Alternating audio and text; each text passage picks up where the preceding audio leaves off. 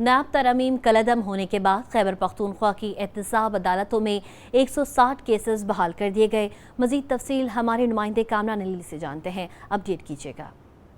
जी बिल्कुल, नेब तरामीम कलअदम करार दिए जाने के बाद खैबर पख्तूनख्वा में एहतसाब अदालतों में केसेस बहाल कर दिए गए हैं। नेब खैबर पख्तूनख्वा के ज़राए के मुताबिक खैबर पख्तूनख्वा में सियासतदानों, ब्यूरोक्रेट्स, प्रॉपर्टी डीलर समेत अब तक 160 जो रेफरेंसेस थे वो बहाल करके मुतल्लिका एहतसाब अदालतों को भेज दिए गए और जो रेफरेंसेस भेज दिए गए उस पर आज इसे कार्रवाई जो वो शुरू कर दी गई है। सियासतदानों के हवाले से अगर बात की जाए तो पाकिस्तान पीपल्स पार्टी के साबिक वफाकी वज़ीर अरबाब आलमगीर के खिलाफ आमदन के से ज़ायद जो असासों का केस था वो बहाल कर दिया गया है। इसी तरह उनकी अहलिया आसमा आलमगीर के खिलाफ भी आमदन से ज़ायद असासों का जो केस था वो बहाल कर दिया गया है। इसी तरह मौलाना फजलुर रहमान के करीबी जो साथी है मूसा खान बलोच, उनके खिलाफ जो आमदन से ज़ायद असासे और गैर कानूनी भर्तियों का इल्ज़ाम था उसका रेफरेंस भी बहाल करके एहतसाब अदालत को भेज दिया गया है।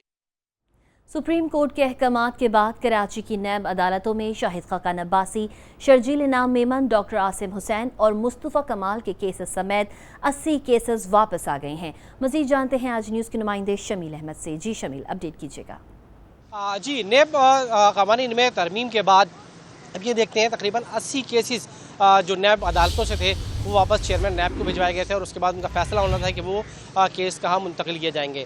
तमाम सुप्रीम कोर्ट का जो हुक्म आया और उसके बाद फिर ये मुकदमात वापस शुरू होना जो शुरू हुए, इसमें 80 मुकदमात ऐसे थे जो कराची नैब की अदालतों को वापस मुंतकिल किए गए, जिसमें शाहिद खाकान अब्बासी के खिलाफ गैर कानूनी भर्ती का रेफरेंस था। शर्जील इनाम मेमन जो कि साबिक सूबाई वज़ीर इत्तलात भी रहे, उनके खिलाफ उनके महकमे में 6.25 अरब रुपए करप्शन केस, जबकि डॉक्टर आसिम के खिलाफ जो पेट्रोलियम सेक्टर का JJVL केस था 17 अरब रुपए करप्शन का वो, और मुस्तफ़ा कमाल MQM के रहनुमा, उनके खिलाफ क्लिफ्टन में सरकारी अराजी को लीज पर देने का जो रेफरेंस था वो वापस आया है। और शर्जील मेमन के हवाले से मैं ये भी बताता चलूँ कि 2 रोज़ कबल उनका जो केस वापस आया उस पर अदालत में बात हुई और अदालत का कहना यह था कि जहां मामला ख़त्म हुए थे वहीं से शुरू किए जाएंगे और इस हवाले से जो आइंदा तारीख दी गई है उसमें गवाहान को तलब किया गया है, जबकि जो वकला हैं वो भी अपने दलाइल देंगे।